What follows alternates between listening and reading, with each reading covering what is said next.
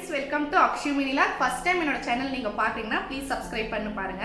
இந்த vlog வந்து எப்படி இருக்க போகுதுன்னா சண்டே டு சாட்டர்டே வரைக்கும் எவ்ரிடே மார்னிங் ஷார்ட்ஸ் வீடியோ வந்து நான் அப்லோட் பண்ணிருக்கேன். ஸோ அதே வீடியோ ஒன் ஷாட்லயே பார்த்து முடிக்கிற மாதிரி.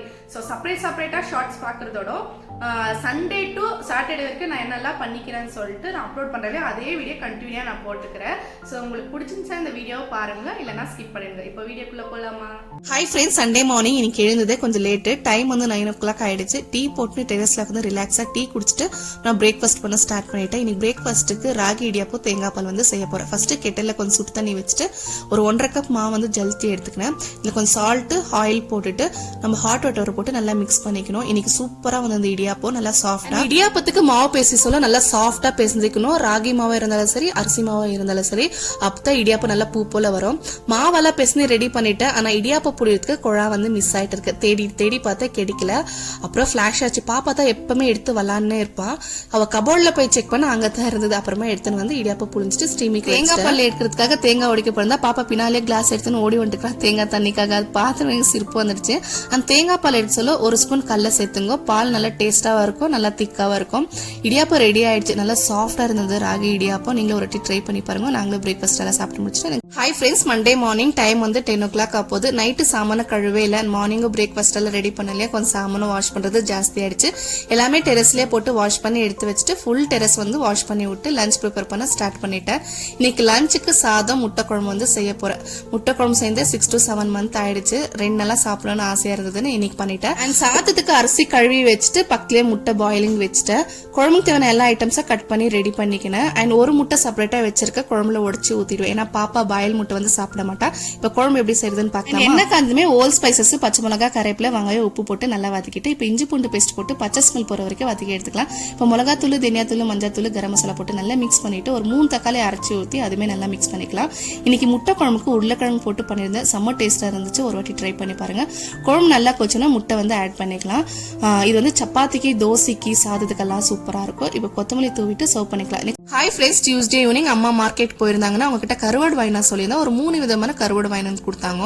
பொம்பாய் டக், நெத்திலி அண்ட் சொன்னாங்க. நீ பேர் கரெக்டா என்னன்னு எனக்கு தெரியாது.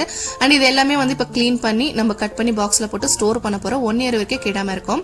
பொம்பாய் டக் வந்து வால், தலை எல்லாம் கட் பண்ணிட்டு அந்த சென்டர் பகுதி குடல் இருக்கிற அதெல்லாமே கிளீன் பண்ணிட்டு நம்ம ஸ்டோர் பண்ணிக்கலாம். நெத்திலி வந்து ரொம்ப ஈஸி கிளீன் பண்றது. வெறும் தலை புட்டாவே போதும்.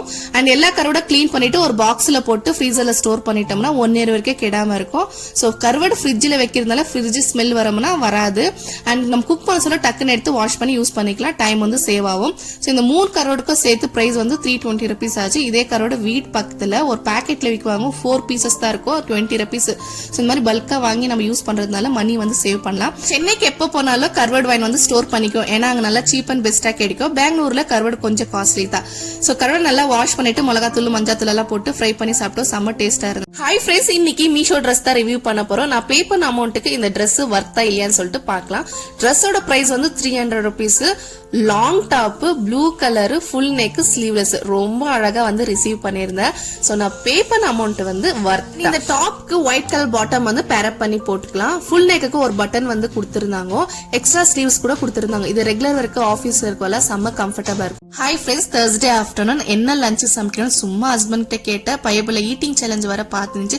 டக்குன்னு ஆலு டிக்கா பர்கர் பண்ணி கொடுன்னு கேட்டுச்சு. சரி வீட்டுல ஐட்டம்ஸ் எல்லாம் இல்ல, போயிட்டு எல்லாமே வாங்கி வந்துடலாம்னு சொல்லிட்டு 2 பேரும் கிளம்பி போயிட்டு எல்லாமே வாங்கி வந்துட்டோம். அண்ட் பாப்பா கொஞ்சம் பாப்கார்ன் வாங்கி வந்து கொடுத்தோம். இப்ப பர்கருக்கு எல்லாமே ரெடி பண்ணிக்கலாம். ஃபர்ஸ்ட் உருளைக்கிழங்கு வேகிறதுக்கு வச்சுட்டு கிரீன் சட்னிக்கு புதினா, கொத்தமல்லி, பச்சை மிளகாய், இஞ்சி பூண்டு போட்டு சட்னி அரைச்சிட்டேன். அண்ட் எல்லா வெஜிடபிள் கட் பண்ணி ரெடி பண்ணிட்டு ஸ்பெஷல் சாஸ் வந்து நானே பண்ணிருந்தேன். இது ஆல்ரெடி ஒரு ஷார்ட்ஸ்ல வந்து நான் அப்லோட் பண்ணிக்குவேன். இந்த சாஸ் வந்து பர்கருக்கு, சாண்ட்விச்க்கெல்லாம் செம்ம சூப்பரா இருக்கும். இன்னைக்கு ஹஸ்பண்ட் தான் என் கூட எல்லாமே ஹெல்ப் பண்ணிருந்தாரு. உருளைக்கிழங்கு நல்லா வெந்தோம்னா ஸ்கின் ரிமூவ் பண்ணிட்டு மேஷ் பண்ணிக்கணும். அதுல ஊற வச்ச அவல், ஸ்வீட் கார்ன், ஆனியன், கொத்தமல்லி, பச்சை மிளகாய், மிளகாத்தூள், தனியாத்தூள், கரம் மசாலா, உப்பு போட்டு நல்லா மிக்ஸ் பண்ணிட்டு பேட்டி மாதிரி பிடிச்சிட்டு பிரெட் கம்ஸ்ல கோட்டிங் பண்ணி எடுத்துட்டு ஃப்ரை பண்ணி எடுத்தா பேட்டி வந்து ரெடி ஆயிடும்.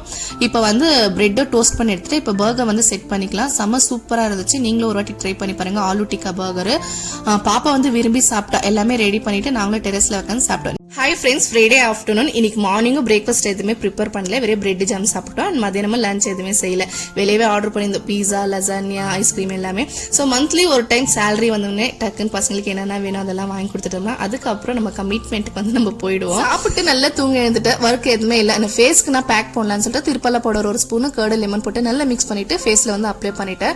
இது ட்ரை ஆகிறதுக்குள்ளே வாஷ் பண்ண ட்ரெஸ் எல்லாம் இருந்தது, அது எல்லாமே எடுத்து மடிச்சு அரேஞ்ச் பண்ணிட்டேன். ட்ரை ஆயிட்டுனா நல்லா ஃபேஸ் வாஷ் பண்ணிட்டு மாய்ஸ்சரைசர் வந்து அப்ளை பண்ணிக்கலாம்.